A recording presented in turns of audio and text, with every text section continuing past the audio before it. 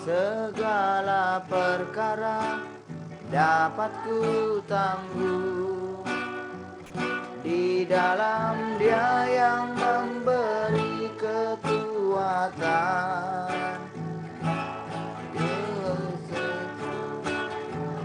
Yang setia, tetap percaya Tuhan penolong kami setia.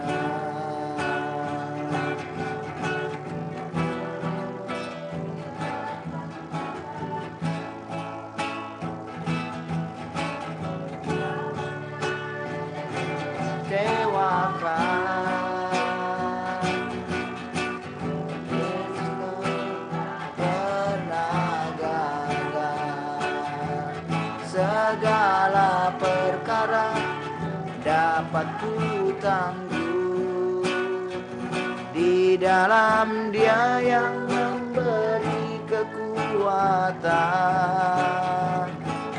Tuhan penolong yang setia, tetap percaya Tuhan setia. Segala perkara dapat ku tanggung di dalam Dia yang memberi kekuatan. Tuhan Yesus penolong yang tetap percaya Tuhan setia. Tetap percaya Tuhan setia. Tuhan percaya Tuhan setia. Oh, oh, oh.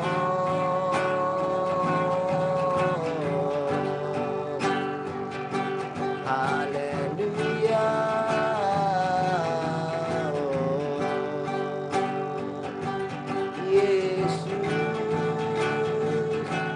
Kau segala-galanya. Oh, kami bersyukur sebab Engkau sangat-sangatlah baik. Kau penolong yang setia.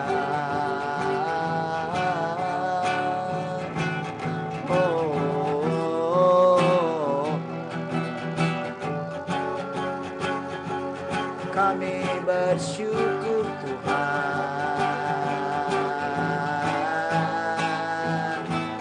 Oh, oh.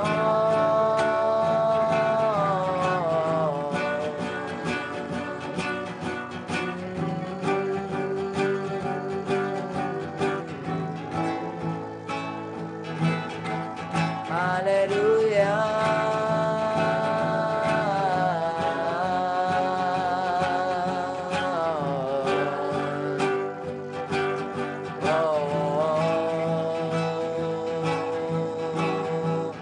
Kau Allah yang besar, ajaib dan mulia. Kau Yesus yang selalu membuatku terpesona. Segala pujian bagimu ya Tuhan. Hanya Kau yang layak ku agungkan. Kau Allah yang besar, ajaib dan mulia. Kau Yesus yang selalu membuatku terpesona.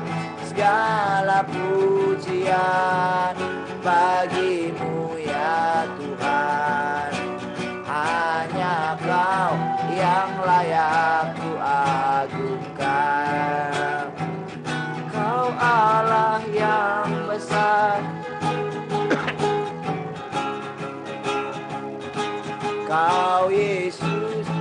yang selalu membuatku terpesona.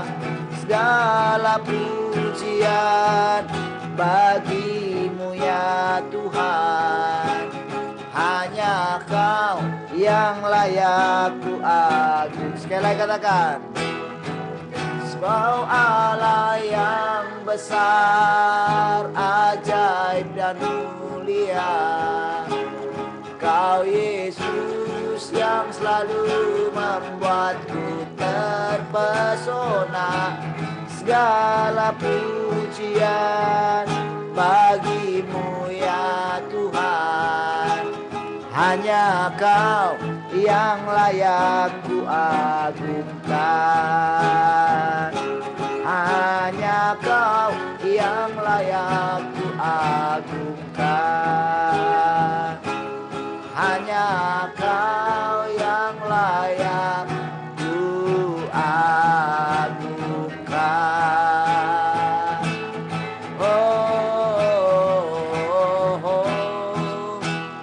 Engkau layak Tuhan.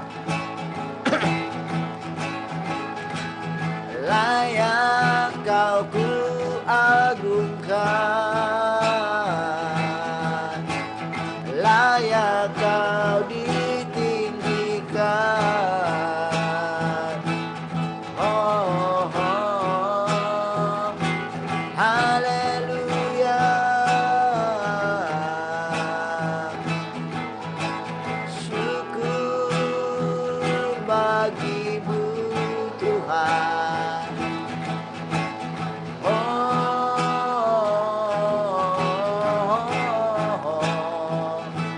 Haleluya.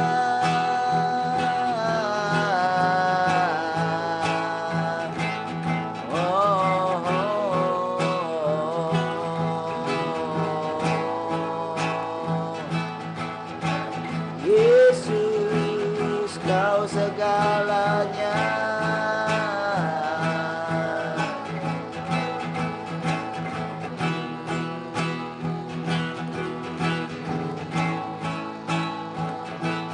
Haleluya.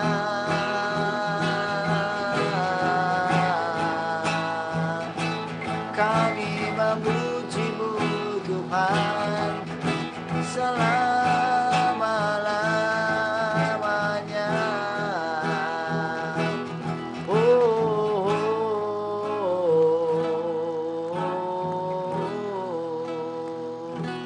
Yesus.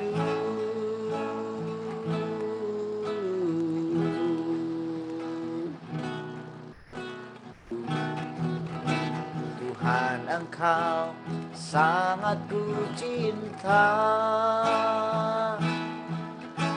karena hidup-Mu ada padaku.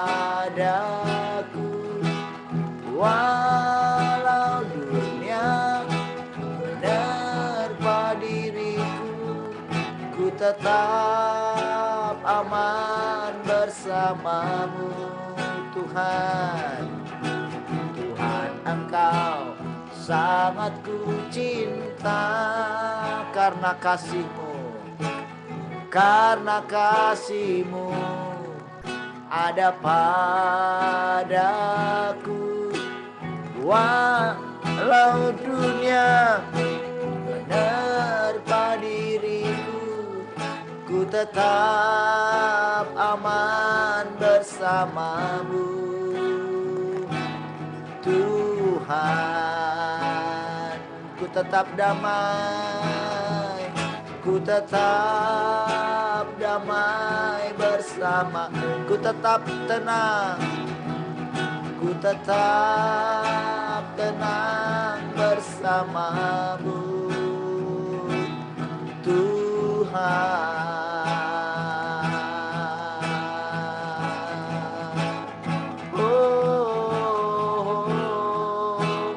Kami aman di dalam-Mu Tuhan.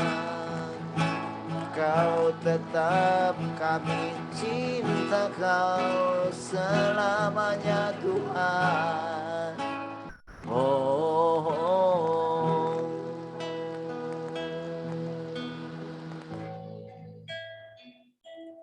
Haleluya.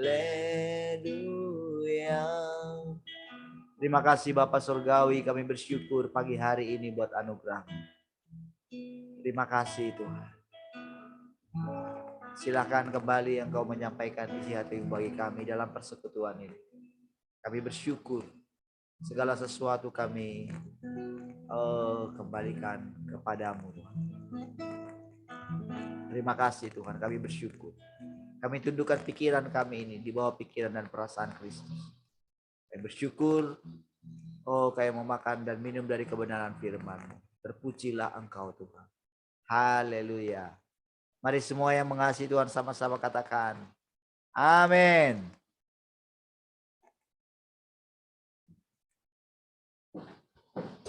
Baik, shalom semua. Cek satu. Cek satu. Cek satu. Shalom. Shalom. Cek satu. Sudah oke kah suaranya? Gimana suaranya, oke kah? Shalom semua. Apa nggak kedengaran suara saya?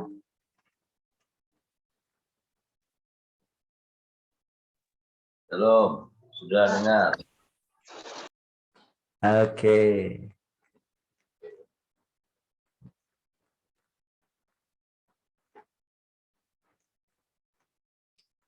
Apakah ada yang mau sharing? 454 sekarang. Radio gimana? Oh ya, ada radio ya. Shalom semua yang di radio. Ada Mak Gwen. Siapa lagi?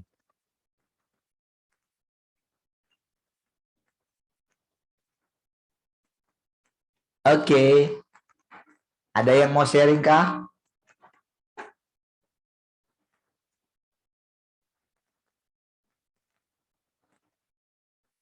Siapa yang mau sharing? Silakan.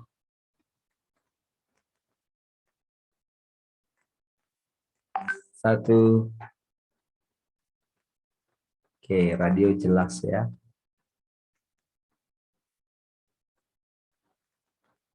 Ada yang mau sharing? Silakan. Mak Tian mau sharing kah?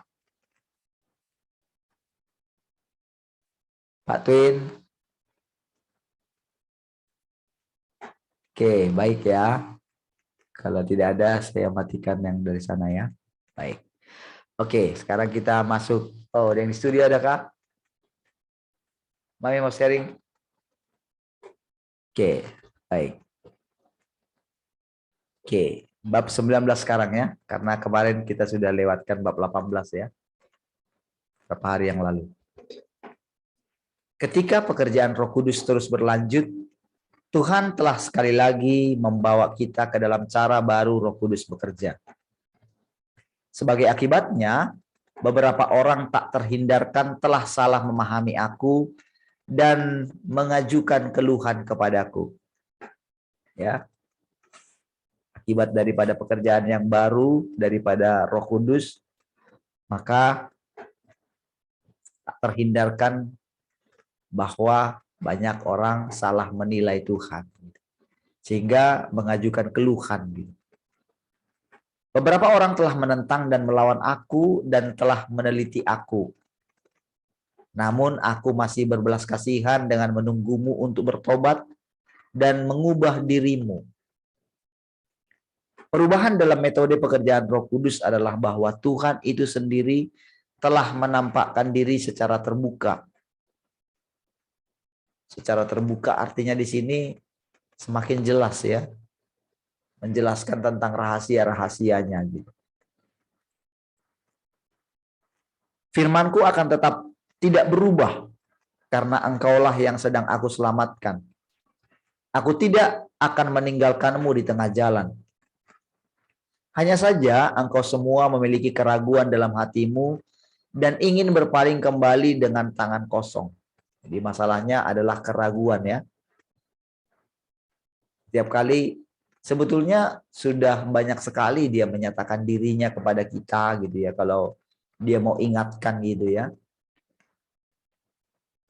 Tetapi nah, keraguan itu ya. Nah, jadi jenis keraguan ini juga sebetulnya tidak sepenuhnya berasal dari kita gitu. Dan inilah yang dikalahkan oleh Tuhan. Dia meyakinkan kita. Ya, dengan dia menampakkan diri kepada kita ya. Kan murid-murid juga pada waktu itu kan sebetulnya harus sampai berkali-kali, sampai 40 kali Tuhan menampakkan diri. 40 hari ya.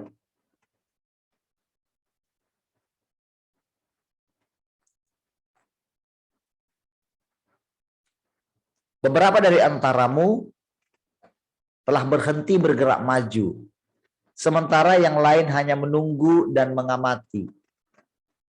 Ya. Beberapa orang secara pasif menangani situasi tersebut, dan beberapa hanya meniru apa yang orang lain lakukan. Engkau telah benar-benar mengeraskan hatimu. Engkau telah mengambil apa yang kufirmankan kepadamu dan mengubahnya menjadi sesuatu yang engkau banggakan atau sesuatu yang engkau bualkan. Jadi saudara, firman yang baru atau terang yang baru ini bukanlah semata-mata untuk dibanggakan, karena memang kesalahan daripada orang-orang Farisi atau ahli Taurat adalah mereka terlalu bangga dengan pemahaman mereka akan Taurat itu gitu loh. Namun mereka telah gagal diubahkan oleh Taurat itu, firman itu gitu. Mereka tidak mengikuti perkembangan yang baru daripada firman itu gitu. Mereka tetap dengan konsep-konsep yang lama. Terlalu membanggakan. Kejadiannya kan selalu sama seperti itu. Dalam setiap pergerakan-pergerakan yang ada selalu begitu, saudara. Tidak bisa melihat terang yang baru gitu. Gerakan-gerakan selalu begitu. Selalu gerakan yang sebelumnya selalu menilai gerakan yang berikutnya. Padahal itu adalah gerakan Roh Kudus gitu. Dari Katolik ke Protestan, Protestan ke Metodis, Metodis ke Pentakosta, Pentakosta ke bermacam-macam, lalu karismatik. Lalu sekarang ke gerakan kepenuhan Allah gitu kan. Lalu sekarang dia mengatakan Tuhan sudah datang gitu. Yang kedua kali. Tetap masih dalam konsep. Kalau dia datang, dia harus datang di awan-awan. Itulah gagasan-gagasan yang lama. Jadi selalu membanggakan pemahaman dia tentang Tuhan. Di situ masalahnya. Jadi sama dengan yang sekarang juga begitu. Kalau sudah pada sampai pada membanggakan pemahaman dia, nah di situ masalah, sehingga tidak bisa menerima terang yang baru gitu, atau menjadi pasif. Renungkan ini lebih lanjut. Firman yang turun kepadamu tidak lain selain dari firman belas kasihan dan penghakiman. Berarti kita mesti harus siap-siap setelah kita mendengarkan semua perkataan ini dan kita dicerahkan terus setiap hari, maka kita harus siap dibawa terus berjalan gitu loh. Karena terlalu banyak hal kita ketinggalan. Atau sering kita itu masih begini, masih tetap pada pemahaman yang lalu. Jadi selalu kita menoleh ke belakang. Sulit, saudara. Makanya dulu nasihat orang tua saya ketika saya merantau, nggak boleh lihat ke belakang. Makanya saya selalu lihat ke depan. Itu di bus sampai sudah jauh meninggalkan kampung saya gitu ya. Baru saya berani melihat ke belakang gitu. Pura-pura gitu. Nah, gitu kan. Karena pernyataan itu gitu ya. Saya sangat mengingat itu. Dan Ketika di tangan saya diikatkan sapu tangan itu sama opung saya. Jadi dia mengatakan kepada saya, kalau ini kamu lihat terus, maka kamu tidak akan mabuk dalam perjalanan gitu. Itu pertama kali perjalanan saya jauh sekali dan sendirian gitu. Umur 18 tahun. Ya. Pertama kali pergi jauh gitu. Ya. Dan itu saya selalu lihat gitu di tangan saya ya. Jadi renungkan ini lebih lanjut. Firman yang turun kepadamu tidak lain selain dari firman belas kasihan dan penghakiman gitu. Jadi masih ada selalu yang disediakan bagi kita. Masih terlalu sedikit yang kita makan dari Dia. Jadi kalau dulu saudara, orang-orang masih hanya begini, hidup kekal itu nanti. Jadi hidup kekal itu nanti setelah kematian. Padahal sejak kita menerima Tuhan, artinya adalah kita masuk hidup yang kekal. Nggak ada kematian lagi. Kan orang nunggu mati baru dihakimi, kan begitu kan? Selalu pengertian yang lama kan? Sekarang, kalau kita mau masuk hidup yang kekal, kita harus dihakimi dulu.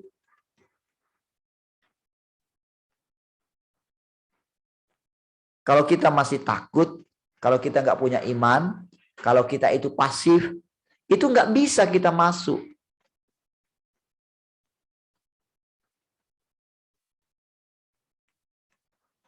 Kalau kita masih terikat sekali dengan pemahaman yang kemarin gitu, itu namanya kita membanggakan yang kemarin. Padahal di sorga itu selalu baru setiap hari, selalu baru. Jadi Tuhan sangat membenci rutinitas yang sia-sia gitu loh. Rutinitas yang menyanyi, kalau menyanyi itu tidak ketika kita menyanyi untuk Tuhan, menyembah Dia, kalau tidak bisa menggerakkan dari dalam kita gitu ya, maka itu menjadi satu kebencian di hadapan Tuhan gitu. Karena menjadi suam-suam kuku gitu.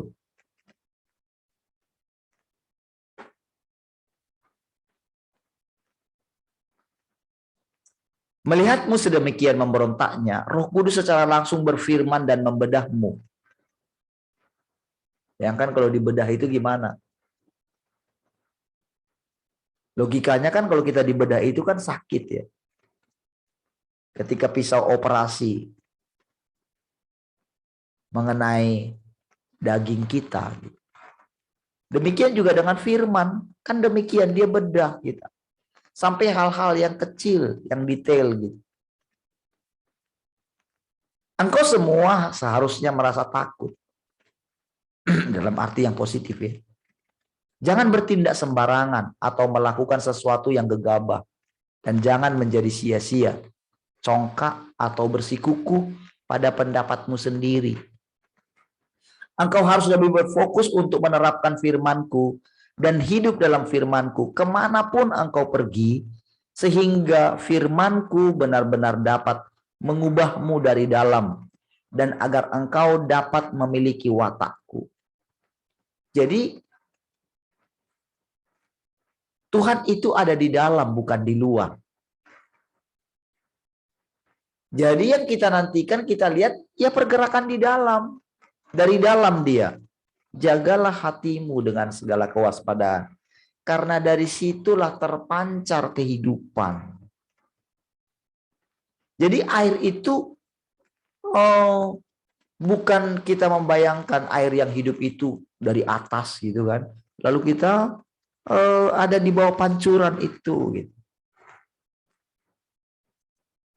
Jadi sebetulnya airnya dari dalam, tapi kita juga boleh merasakan seperti mandi gitu loh.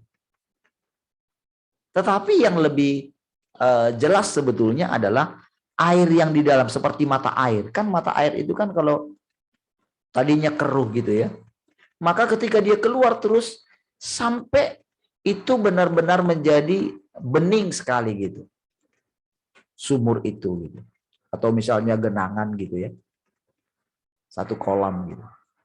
Ketika air keluar terus dari dalam, maka kolam itu akan bening sekali gitu. Jernih sekali. Seperti itulah kita dibersihkan dari dalam lewat firman itu. Jadi pemahaman-pemahaman kita yang salah. Dan biasanya saudara kita tidak sadar dengan pemahaman kita yang salah itu. Jadi kita selalu harus mempunyai sikap yang seperti ini gitu. Selalu mau dikoreksi oleh Roh Kudus. Koreksi itu datang pada saat kita tenang. Kalau kita lagi galau gitu, memperhatikan sekeliling kita gitu, maka seringnya kita salah. Tetapi kalau dalam keadaan tenang, barulah Roh Kudus itu bisa menerangkan segala sesuatu kepada kita dengan tenang, dengan lembut, dengan lemah lembut gitu. Kalau hati kita masih bergejolak, kita nggak menemukan Tuhan itu gitu. Makanya dikatakan izinkan, relakan. Ya.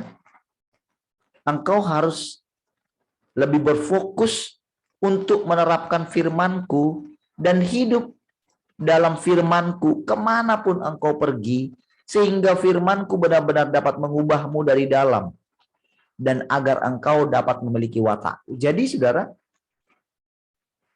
kalau kita mau memperhatikan saudara,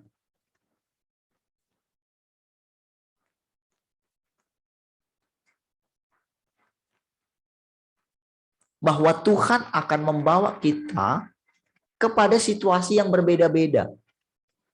Mungkin tahun ini keadaan kita sekarang. Tapi kita nggak tahu kalau kita dibawa ke tempat yang lain tahun depan. Entah apa saja keadaan kita, tidak ada yang secara kebetulan. Jadi masing-masing kita dibawa, dituntun, dibimbing oleh Roh Kudus, walaupun Roh Kudusnya yang sama, tapi bagi kita masing-masing berbeda-beda. Kalau mungkin pemahaman kita, pemahaman saya dengan saudara berbeda hari ini gitu, itu bukanlah Roh Kudus yang berbeda, tapi karena kita itu sedang ditangani secara pribadi.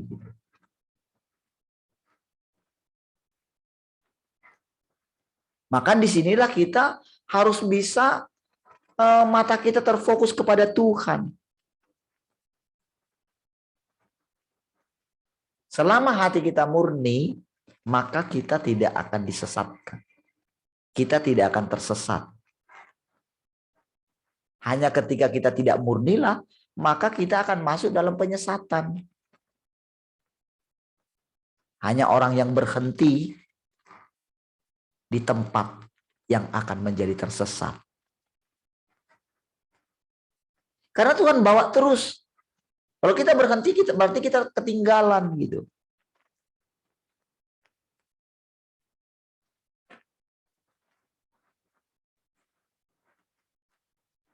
Jadi kita diubahkan dari dalam. Hanya hasil-hasil seperti inilah yang benar. Kalau kita diubahkan ketika kita menerapkan firman itu. Agar gereja dapat dibangun, engkau harus memiliki tingkat pertumbuhan tertentu dan mencari dengan segenap hati dan tanpa henti. Gereja yang dibangun ini, saudara, berbeda dengan organisasi ya.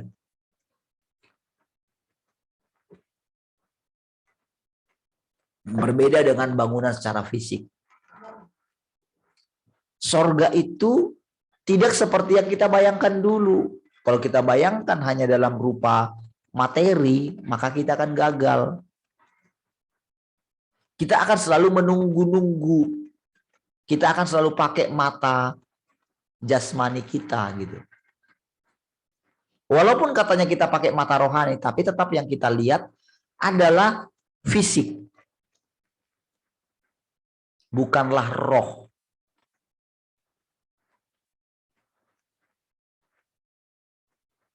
Makanya saudara, eh, ketika Tuhan mengatakan dia menampakkan diri, itu hanya bisa dilihat dengan roh.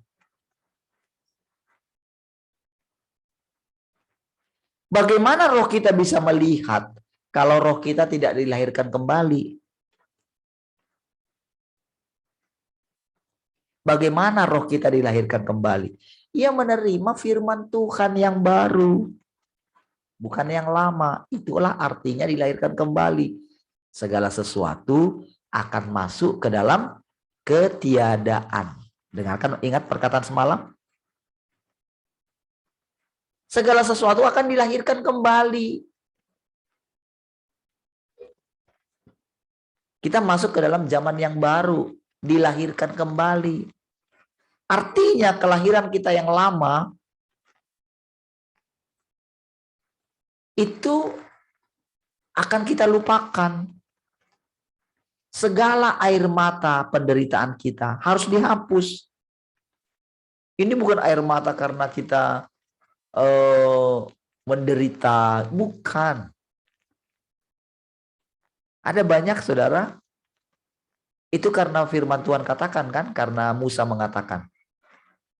Itu kan hikmatnya Musa kan, yang dijadikan jadi firman Tuhan. Hidup kami 70, kalau kuat 80. Kebanggaannya adalah kesukaran dan penderitaan. Bangga dengan penderitaan. Tetapi kalau kita menerima terang yang baru, itu bangga dengan penderitaan nggak bisa lagi. Itu artinya saudara, secara simpel. Jadi kalaupun kita itu menderita misalnya dalam hal mengikuti Tuhan yang sekarang gitu, kita harus memiliki terang yang baru, supaya tidak tetap tinggal dalam penderitaan itu gitu loh. Dan kita harus cepat berubah gitu. Istilahnya gitu, walaupun kita itu menderita, tapi ketika menghadap Tuhan, nggak boleh muka murung, kita kira begitu gitu. Walaupun kita bingung, gitu kan, walaupun rasanya berat gitu, tapi setiap kali kita datang kepada Tuhan, mesti tenangkan hati kita. Kita mesti lebih mendengarkan Tuhan mengatakan, oke, sekarang tenang. Ayo ubah mukamu supaya bisa cerita. Ayo lihat nih, selama kita nggak bisa mengubah mimik muka kita di hadapan Tuhan, maka kita nggak akan mendengarkan perkataan yang baru. Maka dia akan sulit berkata-kata kepada kita gitu loh. Karena kita itu nyaman dengan keadaan yang tadi ini. Yang lagi nggak enak, lagi jengkel sama orang misalnya. Lagi jengkel dengan keadaan. Tidak sependapat dengan orang lain. Engkau mungkin tidak sependapat dengan yang saya katakan dari sini. Dahi saudara berkernyit gitu kan.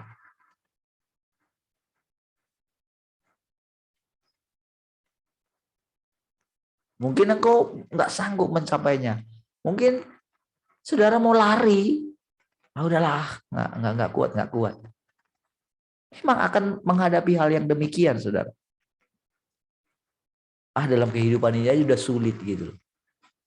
Sekarang yang nyata-nyata aja lah. Nah, begitu kan. Pokoknya masalah kok selesai.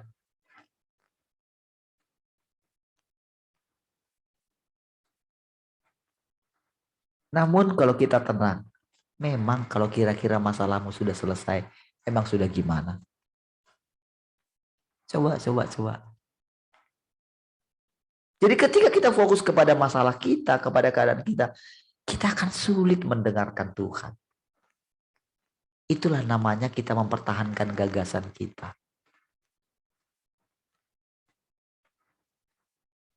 Jadi seberapa sulit pun gitu keadaan kita, semenderita apapun kita, rasanya kita melihat ketidakadilan, rasanya orang-orang yang mengenal Tuhan dengan cara sekarang, rasanya kok nggak nambah-nambah gitu.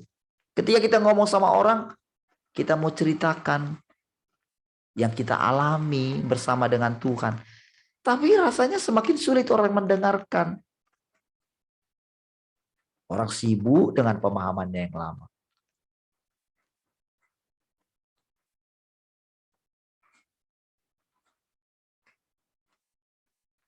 Tapi kalau kita menghadap Tuhan, kita mesti lupakan itu. Makanya kalau saudara ingat lagi dari bab 15, 16. 16 itu singkat kemarin. Itu tentang bagaimana Sion itu bersuka cita katanya. Kita sudah masuk di dalamnya. Kita sudah masuk ke Sion. Padahal pada kenyataannya, pada pengalaman kita masih belum merasa kalau kita sudah di Sion. Tetapi yang menjadikan kita itu di Sion adalah firman-Nya, bukan usaha kita. Jadi ketenangan kita dalam mendengarkan firman-Nya, cara kita menyantap firman itu dengan tenang, itulah yang membuat kita jadi kuat, seperti berdiri di atas dasar tanah yang kuat.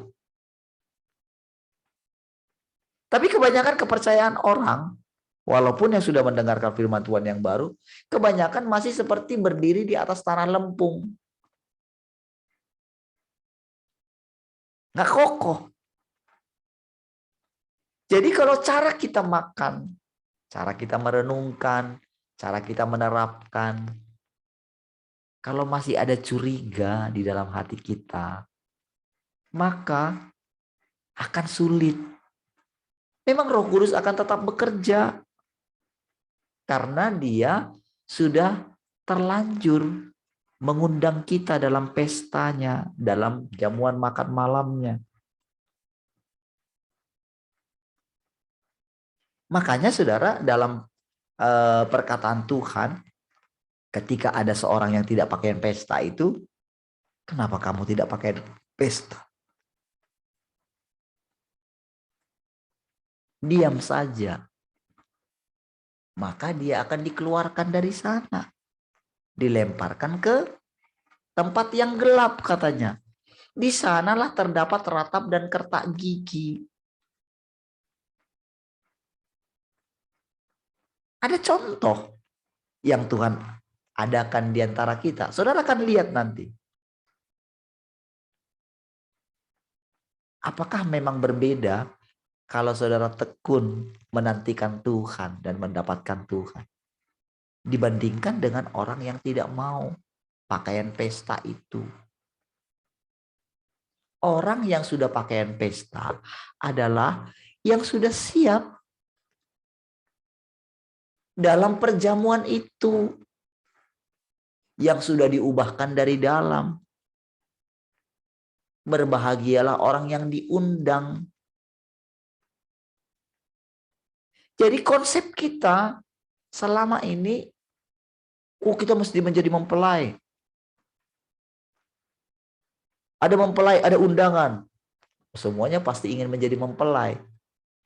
Padahal Tuhan katakan berbahagia orang yang diundang ke perjamuan.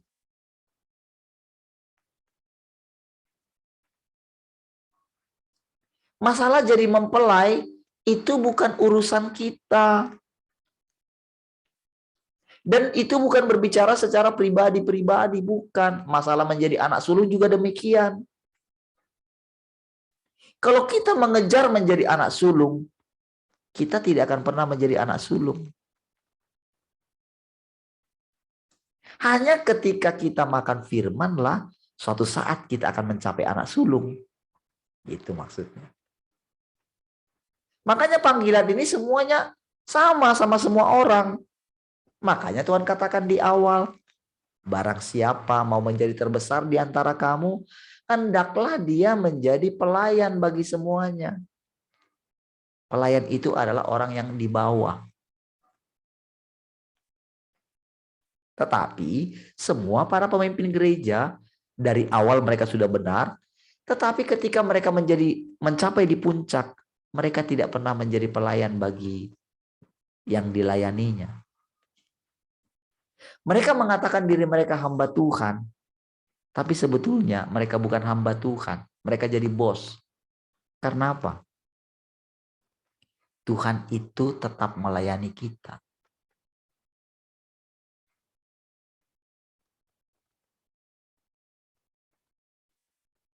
Sementara kita yang jadi bos.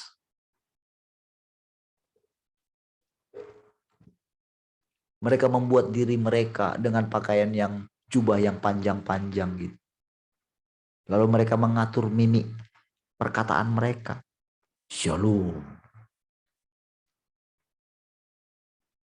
Mereka mungkin berbicara hal yang besar-besar gitu, supaya orang terpukau dengan mereka.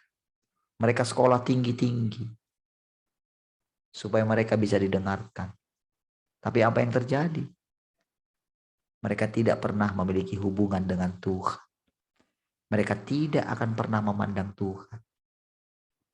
Ketika mereka dilemparkan ke tempat yang paling gelap. Tempat yang paling gelap dunia orang mati.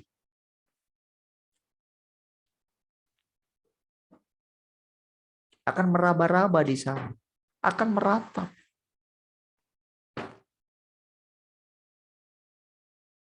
Karena kehidupannya berlanjut terus.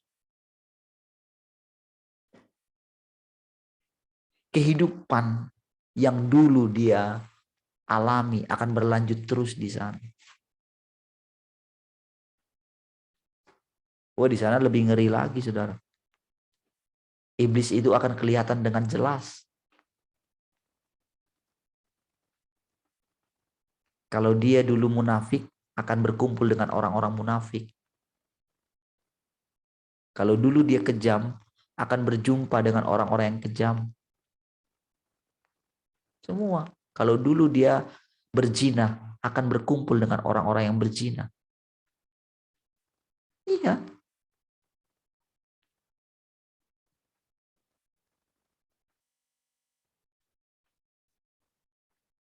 Akan hidup dalam kegelapan. Maka dikatakan terdapat ratap dan kertak gigi.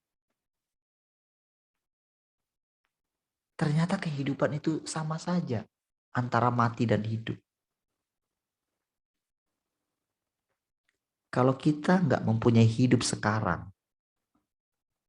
maka nanti kalau sampai di situ harus melewati itu, nggak punya juga hidup itu.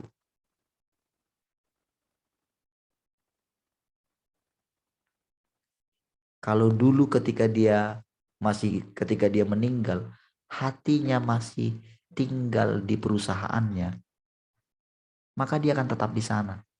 Nggak bisa enggak.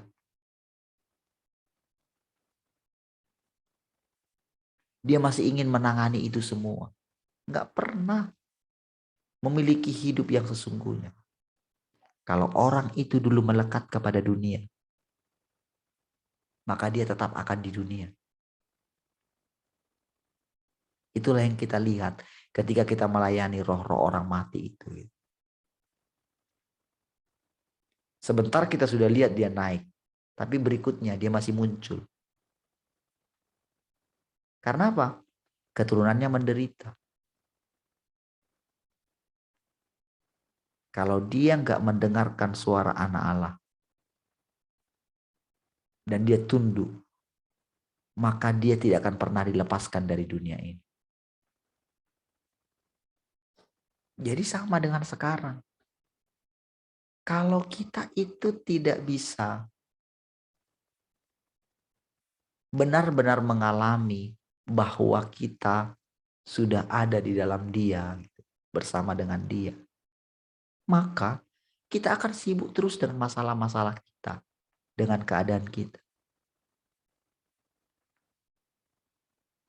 Pandanglah Tuhan. Makanya penting sekali saudara kita itu memperhatikan komunikasi kita dengan Tuhan setiap hari. Hubungan kita setiap hari. Ini berlaku bagi kita semua. Walaupun saya ya sering istilahnya ya berbicara kepada saudara hari ini. Namun dalam penerapan, saya juga nggak boleh kurang. Setiap hari.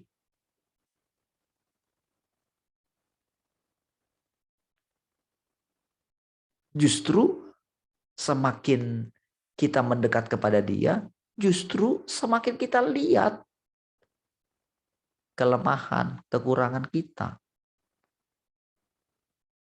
Tetapi itu juga anugerah untuk kita boleh tetap memandang Tuhan. Jadi kalau Paulus sampai mengatakan sampai 3 kali kan, dia memohon supaya duri dalam daging itu diambil. Tidak, cukuplah kasih karuniaku bagimu. Justru dalam kelemahanmu lah kuasaku sempurna bekerja. Itu bukan berarti kuasa Tuhan jadi luar biasa sekali, bukan.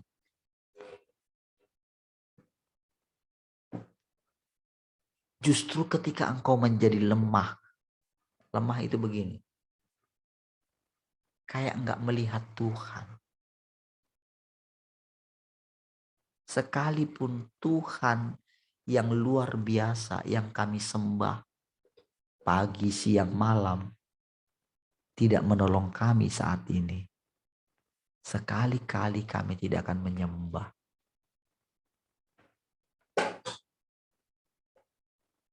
Patung yang Tuanku buat. Itu sudah harga mati. Kita sudah melakukannya kemarin. Peduli. Tetapi saudara, itu hanya ya belum seberapa. Dan untuk kita boleh memiliki iman yang seperti itu karena Tuhan juga. Kalau saya ingat ketika saya melihat sekeliling gitu ya. Ketika Tuhan berhadapan, kalau aku misalnya menyuruh kamu untuk disuntik gimana? Waduh, itu nggak terjawab sama saya. Ketika saya diam gitu, itu saya waktu itu rasa, aduh, iya ya kalau terus. Padahal dalam hati kan udah nolak gitu kan. Tapi gimana? Itu saya nggak jawab. Gitu. Sama Tuhan saya nggak jawab. Tapi hari berikutnya Tuhan bilang gitu. Tapi kamu tidak akan disuntik itu. Gitu. Oh, terima kasih Tuhan. Nah, tapi saudara, hal-hal berikutnya kan kita lihat seolah-olah kan tidak terjadi apa-apa kan. Kayaknya adem ayem aja kan. Kenapa? Itu juga untuk menguji kita. Apakah hati kita tetap teguh kepada Tuhan?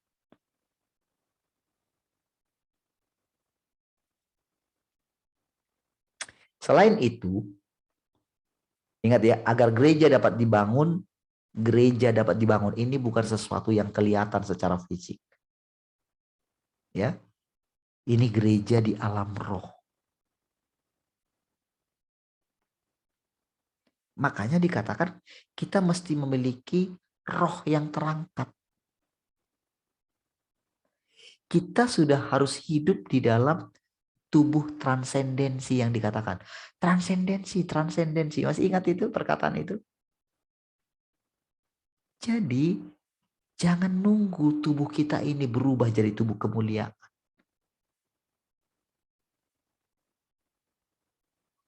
Kalau Tuhan katakan transendensi, berarti kita itu juga sama seperti Dia. Itu tidak dibatasi oleh ruang dan waktu. Kita tidak dibatasi, kita sedang ada di sini. Kita itu sedang keliling alam semesta ini, saudara. Ini bukan dibayang-bayangkan. Tetapi ini adalah mempercayai setiap perkataan Tuhan. Karena firman Tuhanlah yang membawa kita kemana-mana. Perkataan Tuhanlah yang membawa kita. Inilah namanya roh yang terangkat, saudara. Kita kayak terbang gitu. Tetapi karena Tuhan itu sedang masih ada di bumi, kita nggak perlu kita mau melarikan diri dari bumi ini. Karena Tuhan itu atas semuanya. Dia memerintah atas bumi. Dan dia mau berbagi tampuk pemerintahan kepada kita. Ya begitu. Kalau saudara mengatakan, sudahlah Pak, sudahlah Tuhan, saya ini udahlah, saya biar jadi ini aja lah. Saya nggak usah ikut memerintah lah. Aduh, itu penghinaan sama Tuhan. Itu namanya kita sedang menghina Tuhan. Tuhan sudah pilih kita memang karena kita tidak mampu. Kalau kita mampu, kita tidak dipilih oleh Tuhan.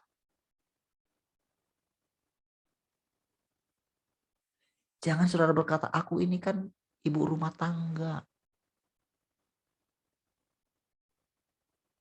Itu sekarang, begitu nanti anak-anak besar semua, terus jadi apa nantinya? Emang jadi apa?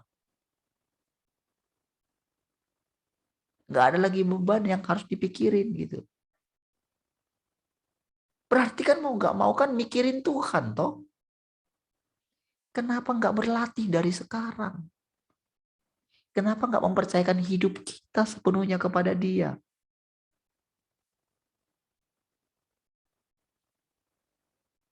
Kenapa gak terbiasa berkomunikasi dengan Tuhan? Kenapa nggak mulai belajar hidup dalam pengangkatan setiap hari?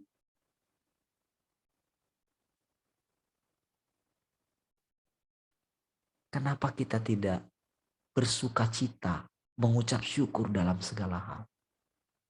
Kenapa muka kita harus muram?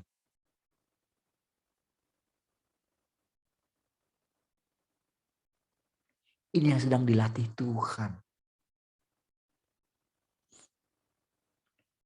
Orang yang mukanya muram, tempatnya itu di tempat yang gelap.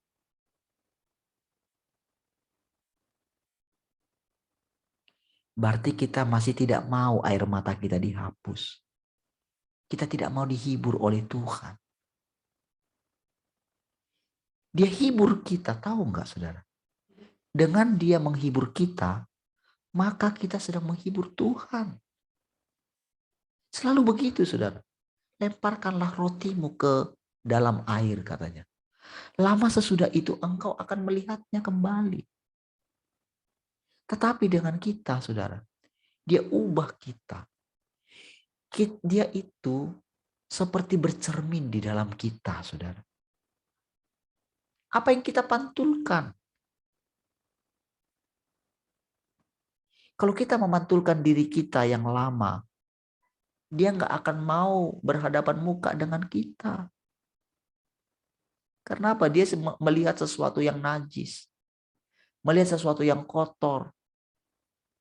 Padahal kenyataannya Tuhan sudah mengalahkan iblis. Kita sudah dimandikan oleh firman. Kita sudah ditahirkan. Harapan dia ketika dia berhadapan muka dengan kita. Dia itu melihat rupanya sendiri, bukan kita. Dia melihat dirinya yang kudus. Makanya ketika dia menghibur kita, ketika dia menasehati kita, itu bukan sesuatu yang biasa.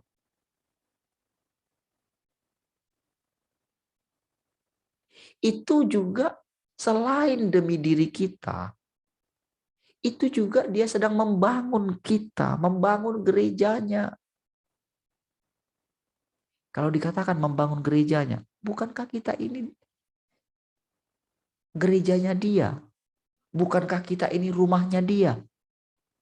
Berarti ketika dia memperbaiki kita, dia sedang memperbaiki dirinya sendiri toh. Kan katanya kita ini rumahnya dia. Dia sedang memperbaiki rumahnya sendiri. agar indah.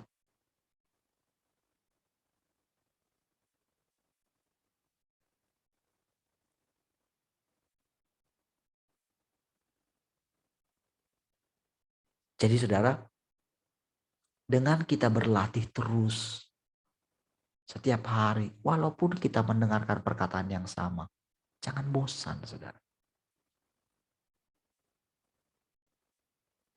Perkataan-perkataannya sungguh sangat berarti setiap hari.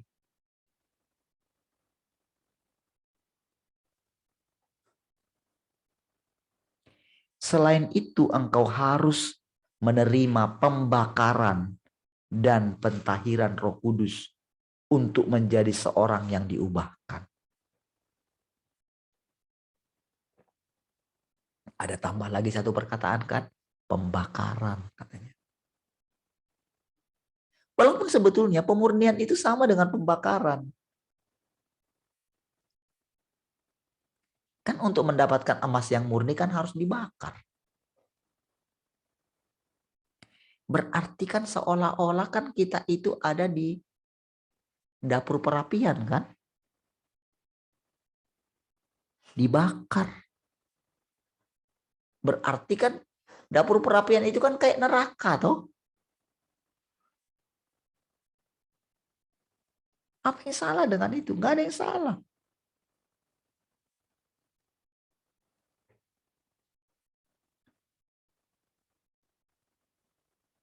Agar menjadi seorang yang diubahkan.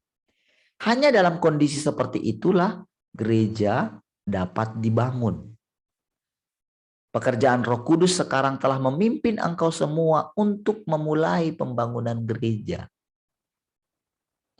Jika engkau terus berperilaku dengan cara yang bingung dan lamban, seperti perilakumu di masa lalu, maka tidak ada harapan bagimu. Makanya selalu diulang, jangan ambigu, jangan ambigu, jangan ambigu. Terjagalah, terjagalah. Transendensi, transendensi. Waduh, ada banyak sekali nasihat. Nasihat-nasihat itu adalah untuk kita itu tetap memiliki roh yang terangkat. Bukan di dunia ini. Tubuh kita mungkin menginjak bumi, tapi roh kita seperti melayang-layang, tidak dibatasi oleh ruang.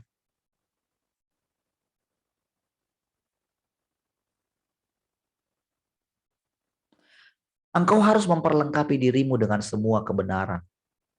Engkau harus memiliki kepekaan rohani, dan engkau harus menjalani cara sempurna yang sesuai dengan hikmatku. Agar gereja dapat dibangun, engkau harus memiliki semangat hidup dalam batinmu. Amin. Semangat. Semangat, semangat, semangat. Kan gitu terus. Jadi nggak perlu kita lagi mengatakan Maranatha, Maranatha, itu dulu. Tapi sekarang apa? Semangat, semangat. Kita hidup di hadapannya.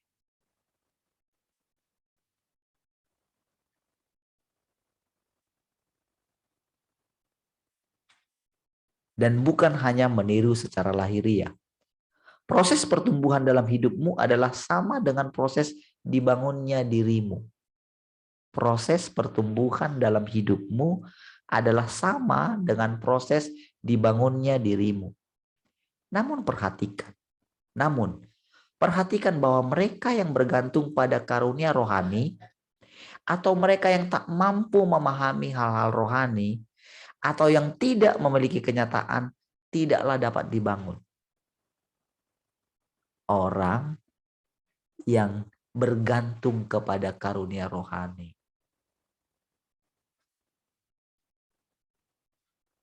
tidak dapat dibangun, saudara.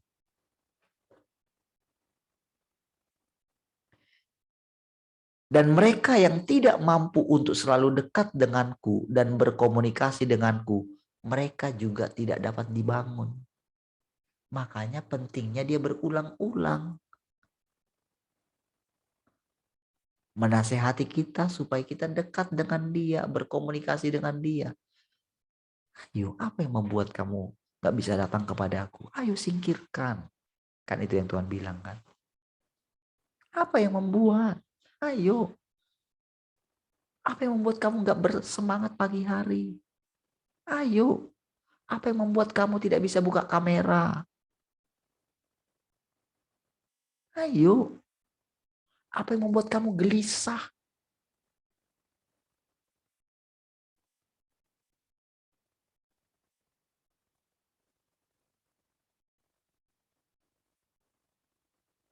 Ayo coba kamu. Kan bisa diselesaikan semua kata Tuhan. Apa yang gak bisa sih diatur? Ayo apa yang masalah dengan dirimu? Kata Tuhan. Bukankah aku lebih berharga dari semua hal di dunia ini? Bukankah aku lebih berharga dari pekerjaanmu?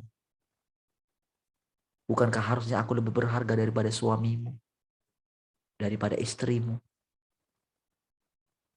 Daripada anak-anak? Iya kan?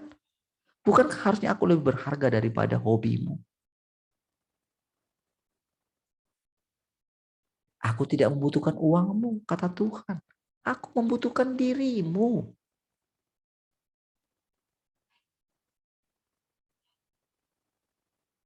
Aku membutuhkan perhatianmu. Aku membutuhkan tatapan matamu. Itu Tuhan.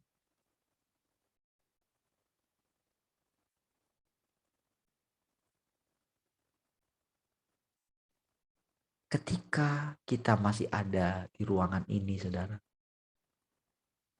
itu adalah karena firman Tuhan.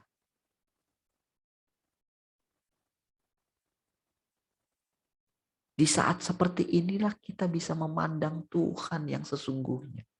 Kelembutan hatinya, ketekunannya, keramahannya, kelemah lembutannya. Tapi juga ketegasannya. Kalau dia bisa kayak selembut ini, setekun ini dalam memimpin kita, itu bukan berarti bahwa dia itu bukan raja yang tegas.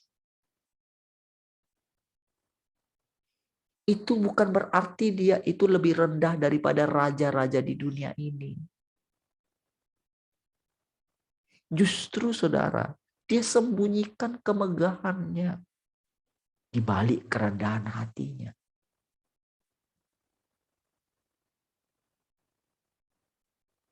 Jadi ketika suatu saat dia menunjukkan kemegahannya,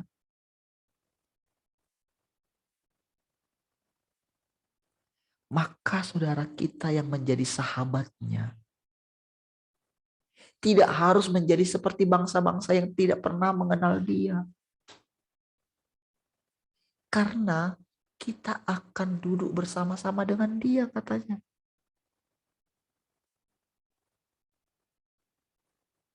Jadi dengan dia menunjukkan kelemah lembutannya kepada kita, dia berharap kita juga memiliki kelemah lembutannya. Kalau dia sangat tekun kepada kita, dia juga mengharapkan kita menjadi tekun.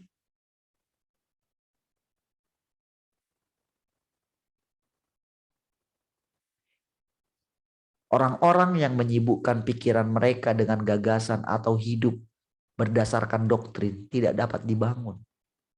Dan mereka yang dituntun oleh emosi juga tidak dapat dibangun. Kalau masih ada doktrin di dalam pikiran kita, maka kita tidak dapat dibangun.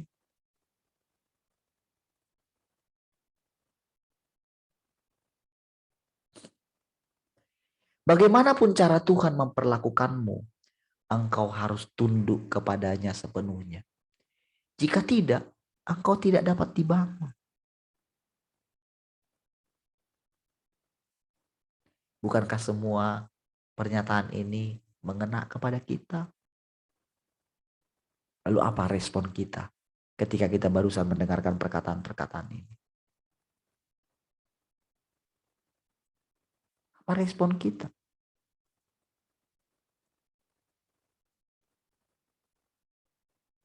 Apakah kita malu? Atau apakah kita memandang Tuhan?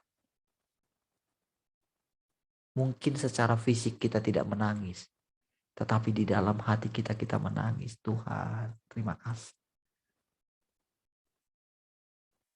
Betapa baiknya Engkau Tuhan. Aku bisa mendengarkan perkataan-perkataan ini. Bahkan seperti mendengarkan perkataan dari Engkau secara langsung. Walaupun saudara tidak mengucapkan perkataan itu, tetapi rohmu memandang Tuhan. Maka Tuhan yang menampakkan dirinya tidak tahan melihat engkau.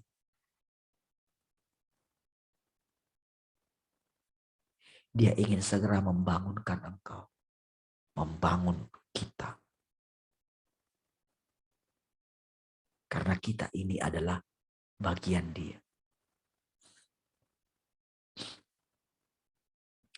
Mereka yang sangat dikuasai oleh sikap merasa diri penting. Sikap merasa diri benar. Kesombongan.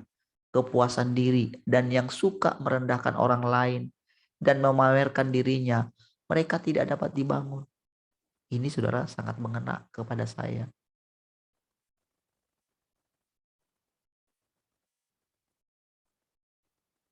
Suka merasa diri penting, merasa diri paling benar, merendahkan orang lain. Ketika mendengarkan perkataan ini, ketika membaca ini saudara, aduh, rasanya tertuduh sekali. Tapi ketika memandang Tuhan kembali, tuduhan itu hilang saudara. Karena saya percaya Tuhan yang mengerjakan segala sesuatu di dalam diri saya. Ketika saya menerima teguran daripada perkataan ini, dengan hati yang bersemangat, saya memandang kepada Tuhan. Ya Tuhan, silakan lanjutkan pekerjaanmu.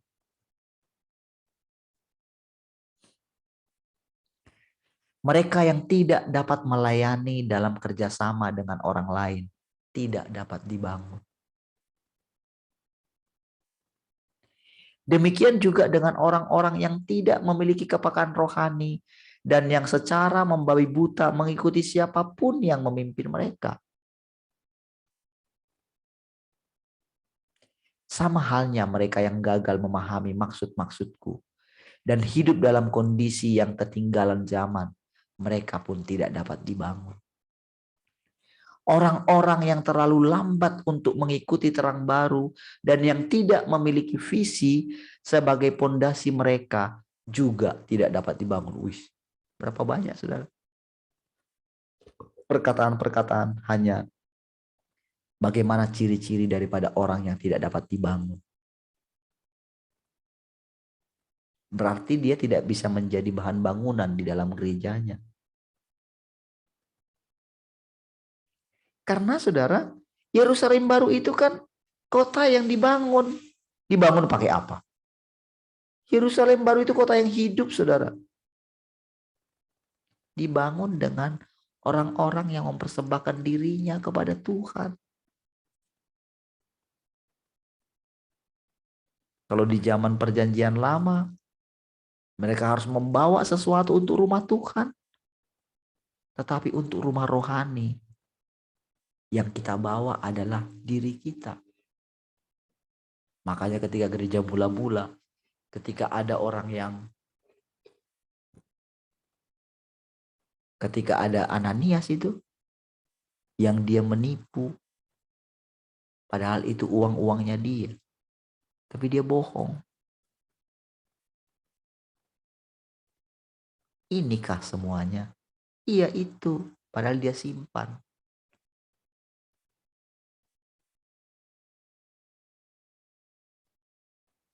Artinya apa saudara? Yang dia harapkan dari kita adalah persembahan seluruh hidup kita.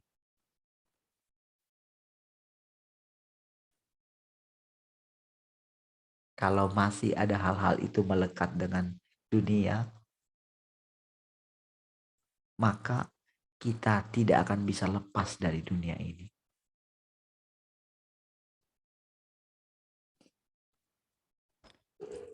Gereja harus dibangun tanpa penundaan. Ini adalah masalah mendesak yang sangat penting bagiku. Engkau harus mulai dengan berfokus pada hal yang positif.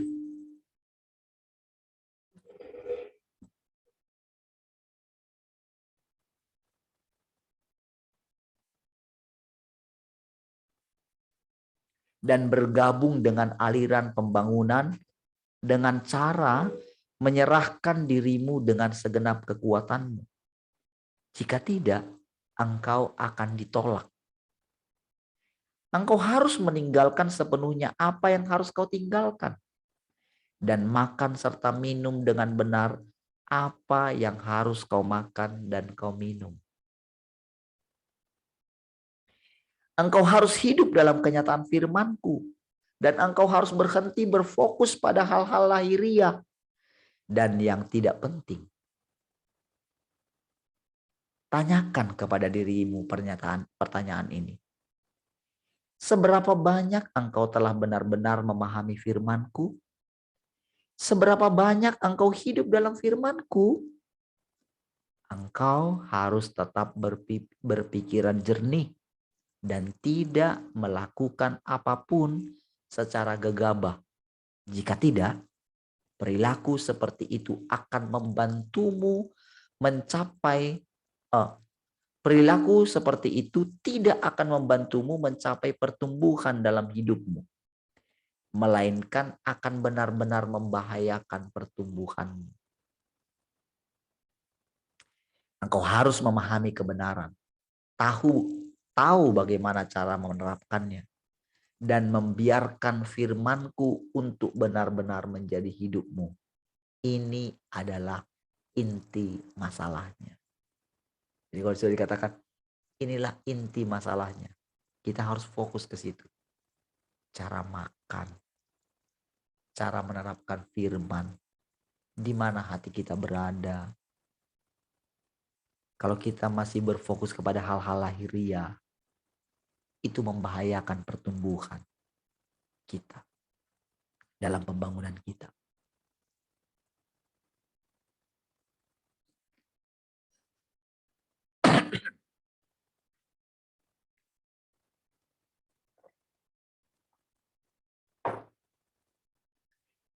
Karena pembangunan gereja kini telah mencapai momen yang kritis, iblis sedang menyusun rencana dan berupaya sebisa mungkin untuk menghancurkannya. Jadi saudara,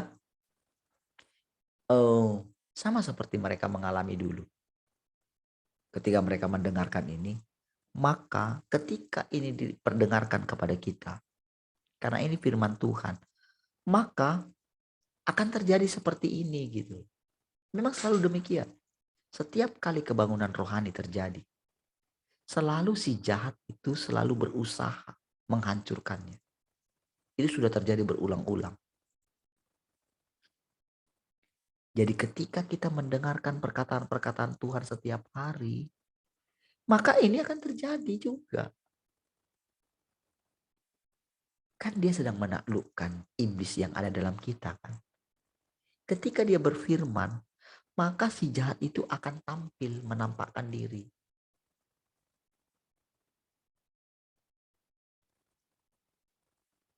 Jadi hanya ketika kita memandang Tuhan terus, baru kita akan mengerti perkataan ini. Kalau kita bersama-sama membangun gerejanya. Ada banyak pelajaran penting yang selama ini kita lewati bersama-sama.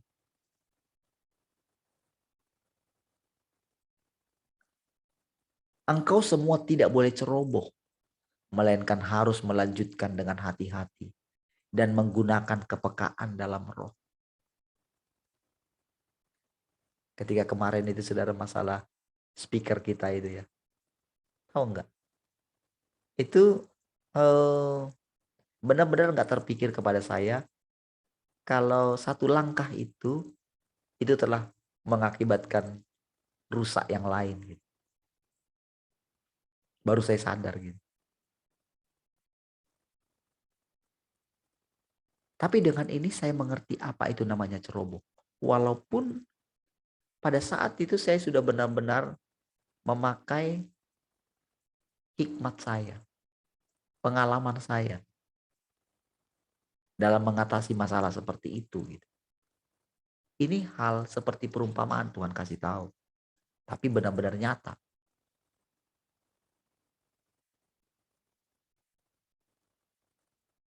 Selama berhari-hari saya mikir gitu, kok bisa kayak gitu Tuhan? Di mana masalahnya gitu.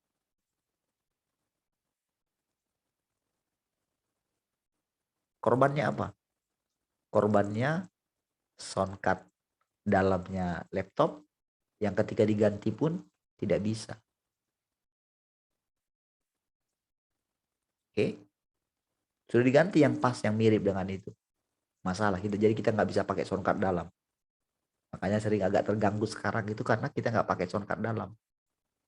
Yang kedua apa? Adaptornya rusak 2 biji. Adaptor laptop. Kita harus ganti.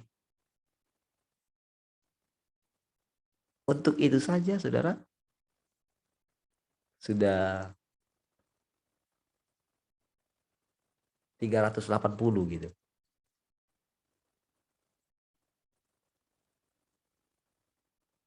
Untuk mengganti 3 bagian itu.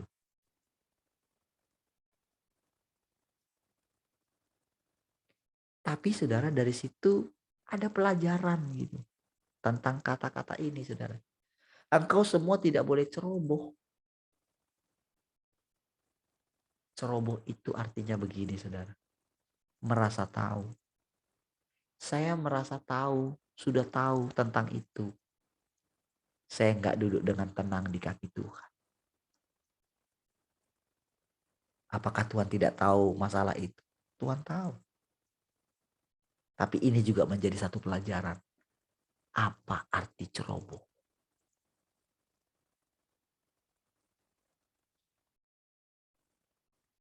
Melainkan harus melanjutkan dengan hati-hati.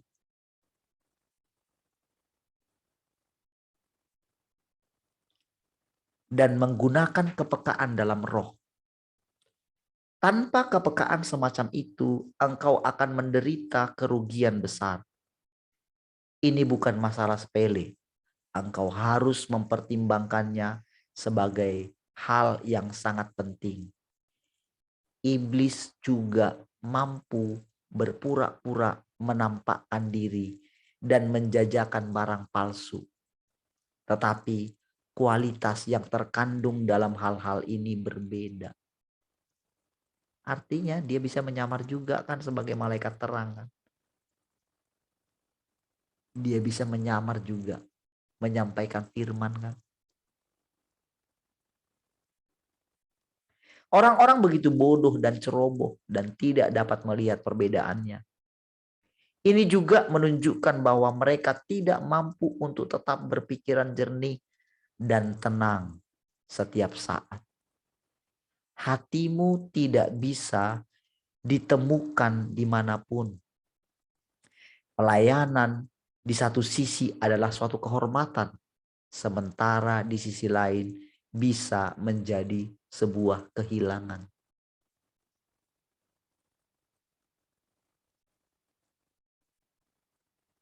Pelayanan memang kehormatan, tapi di sisi lain namanya menjadi pelayan. Berarti kehilangan harga diri kita kan. Pelayanan bisa mengarah pada berkat atau kemalangan. Tetaplah tenang di hadiratku dan hiduplah sesuai dengan firmanku.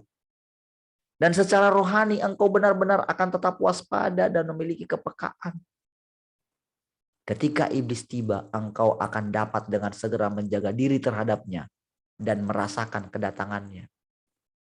Engkau akan merasakan kegelisahan nyata dalam rohmu. Pekerjaan iblis saat ini berubah sesuai dengan perubahan tren.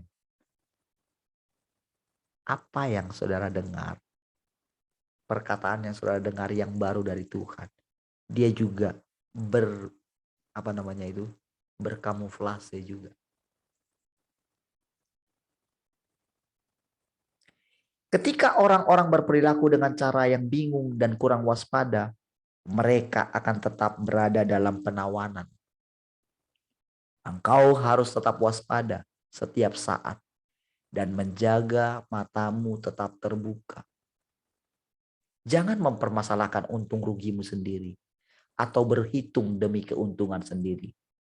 Sebaliknya, berusahalah agar kehendakku terlaksana. Sampai di sini dulu ya.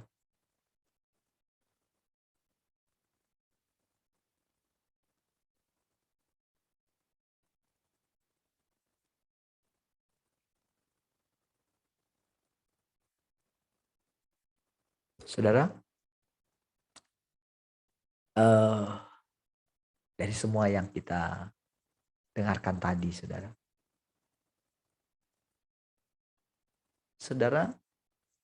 mungkin sepertinya lupa gitu dari semua yang tadi yang dijelaskan. Tapi nanti pada perjalanan berikutnya, saudara, maka setiap perkataan-perkataan itu akan diingatkan kembali oleh Roh Kudus. Oke, kita bisa menghafalnya, kita boleh mengingat-ingat, tapi pola kerja Tuhan tidak seperti yang dulu lagi. Kalau dulu kan cenderung kan kalau kayak kita harus menghafal, mengulang-ulang gitu. Pekerjaan Roh Kudus sekarang, Roh Kudus yang akan mengingatkan. Makanya saudara, sekarang ini adalah bergantung sepenuhnya kepada Tuhan. Ini hal yang sangat penting. Ini berlaku bagi kita semua. Baik, sudah lewat 4. Ya Tuhan, kita lanjutkan besok ya, ibadah raya. Mari kita berdoa. Terima kasih Tuhan, kami bersyukur pagi hari ini buat anugerah-Mu. Engkau sudah menolong kami semua. Terpujilah Engkau Tuhan untuk segala hikmat dan perkataan-Mu. Kami hidup oleh karena perkataan-Mu. Haleluya. Mari semua yang mengasihi Tuhan sama-sama katakan amin. Baik, puji Tuhan. Selamat berakhir pekan. Tuhan memberkati semua. Shalom.